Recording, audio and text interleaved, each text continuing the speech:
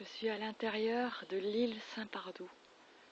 Je suis sur l'île Saint-Pardoux, au milieu des branches, des charmes, sous le marceau, des orties, de plantes dont je ne sais pas le nom. Je suis assise sur un morceau de branche cassé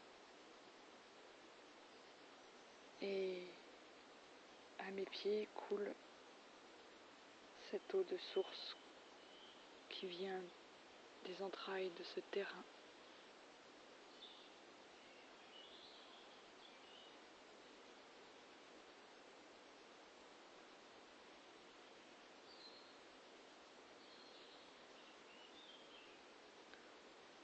On entend les insectes bourdonner dans les arbres.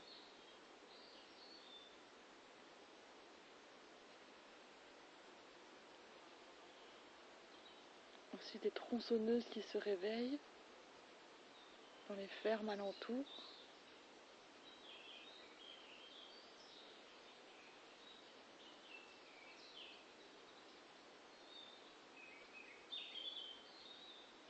Je viens de lire l'homélie du Père Armand Veilleux,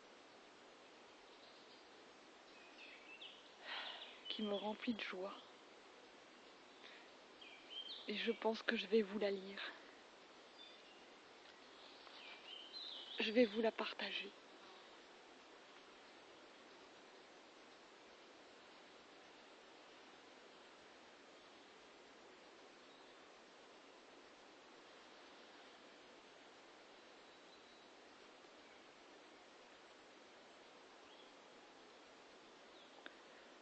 Ce passage de l'évangile de Marc nous donne une description rapide et globale de la première évangélisation chrétienne dans les jours qui suivent la résurrection de Jésus. Marc trace une direction très nette entre ceux qui croient et ceux qui ne croient pas, entre ceux qui font une expérience personnelle de Jésus et ceux pour qui ce qui est leur raconté par d'autres demeure quelque chose d'extérieur. Marie-Madeleine est la première à faire une expérience personnelle de la rencontre de Jésus ressuscité le matin de Pâques. Elle va tout de suite le raconter à tous les disciples de Jésus qui se trouvaient à Jérusalem. Mais ils refusent de la croire.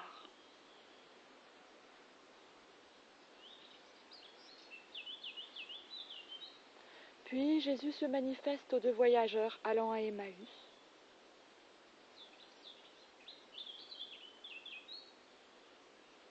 Qui s'en vont aussi le raconter aux autres apôtres à Jérusalem, qui ne croient pas non plus. Enfin, Jésus apparaîtra aux 11 à la fin du récit. Il leur reproche d'avoir eu un cœur dur qui n'a pas su croire. Puis il leur commande d'aller porter la bonne nouvelle qu'il est vivant à toute la création.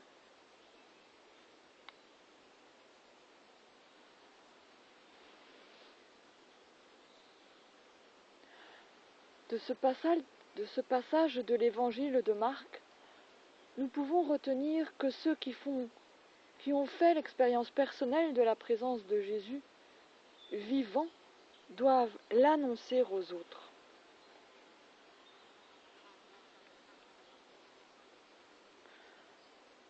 Ce que Jésus reproche ici à ses disciples, ce n'est pas de ne pas avoir cru en lui, mais précisément de ne pas avoir cru en l'expérience de ceux qui l'ont vu.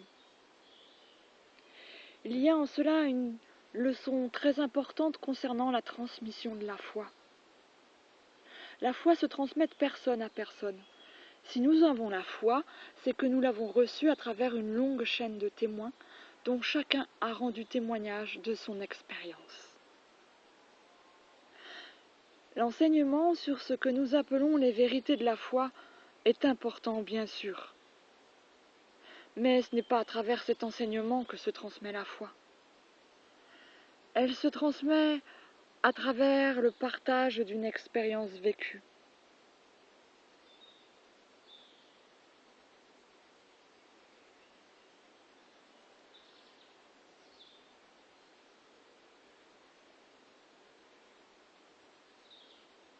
Par ailleurs, il ne suffit pas d'entendre l'annonce de la foi ou le partage d'une expérience de foi pour croire. Il faut faire en même temps l'expérience personnelle de la rencontre de Jésus. Ce qui empêche de faire cette rencontre, c'est la dureté du cœur que Jésus reproche à ses disciples d'avoir.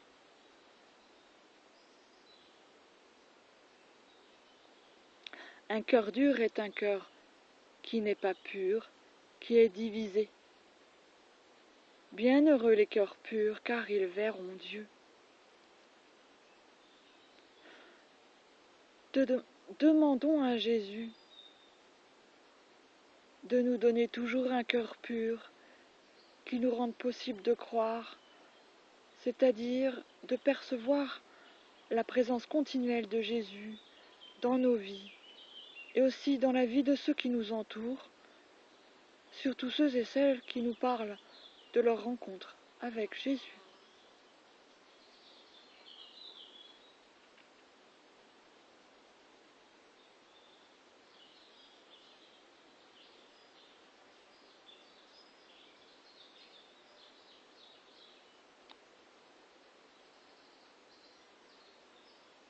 Samedi de l'octave de Pâques 2020, 18 avril.